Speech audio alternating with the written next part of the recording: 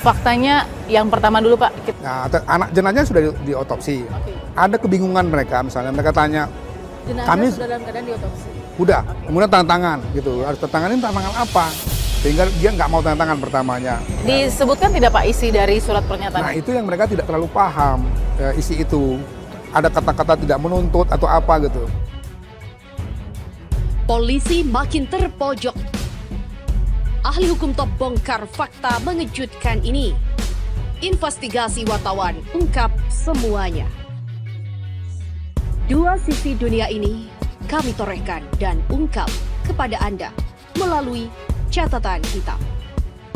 Ahli hukum top bongkar fakta mengejutkan ini, na'udzubillah. Melansir genpi.co.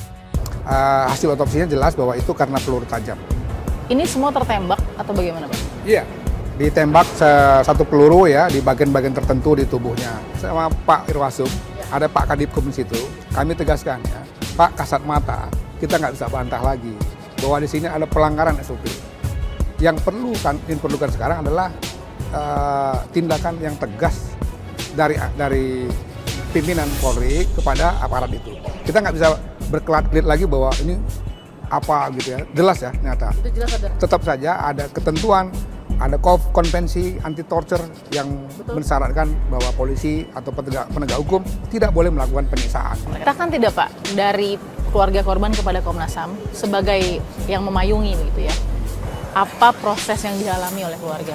Ya, mereka bilang mungkin ini miskomunikasi ya. Jadi mereka merasa kalau kami nggak bisa segera mengambil jenazah anak kami misalnya. Berkaitan dengan kasus penembakan ini, sekali lagi Komnas HAM menyatakan bahwa ini nuansa terornya tinggi.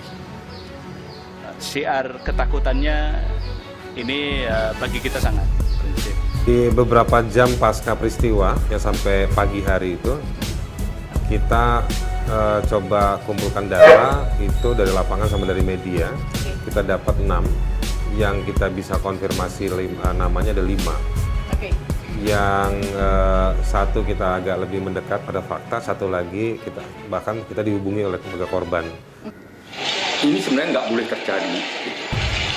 Ini kalau dalam konteks hak asasi manusia disebut inhuman degrading treatment, perlakuan merendahkan manusiawi.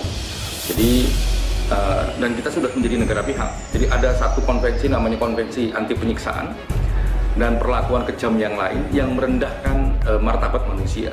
Nah, perlakuan kayak gini kategorinya adalah perlakuan yang merendahkan martabat manusia. Jadi siapapun dia, mau dia narapidana kayak, mau dia narapidana yang mencuri ayam atau yang lainnya, dia tetap manusia dan harus diperlakukan sesuai dengan hak asasi manusia. Itu keadaban kita. Indonesia sudah ratifikasi konvensi anti torture, anti penyiksaan. Menurut konvensi itu, ya, siapapun kamu, apapun yang kamu lakukan, kamu tidak boleh sedikit pun dijadikan subject of torture. Kita ini terbiasa nuduh orang perusuh, nuduh orang bertato, nuduh orang preman, nuduh orang bandit, nuduh orang begini. Terus kalau berikutnya kita bilang seolah-olah kita bisa menghalalkan untuk memperlakukan apapun ke orang-orang itu. Menurut saya nggak boleh. Mau dia tukang ngumpulin batu, mau dia perusuhnya, dia biang keroknya, dia banditnya, dia musuh dari semua orang yang benci pada kekerasan. Berarti apa bedanya dia si perusuh dengan polisi? Sama-sama mukul, sama-sama melakukan kekerasan.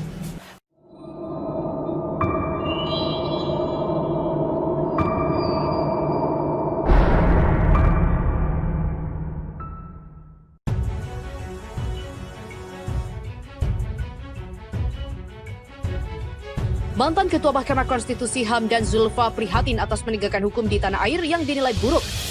Sebab menurutnya, hukum di Indonesia menunjukkan rule by law bukan rule of law. Rule by law merupakan hukum yang digunakan untuk kepentingan kekuasaan, sedangkan rule of law adalah hukum untuk keadilan, hormati hak asasi manusia, dan perlakuan sama di depan hukum. Atas nama hukum, dengan mudah, nyawa manusia dihabisi. Atas nama hukum, siapapun yang berbeda harus ditangkap, dan atas nama hukum, keadilan dan perlakuan sama diabaikan. Nauzubillah.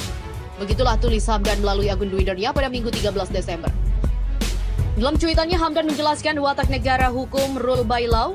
Hukum tersebut digunakan untuk penjajah kolonial Belanda pada masa lalu melalui KUHP, Wetboek van Strafrecht.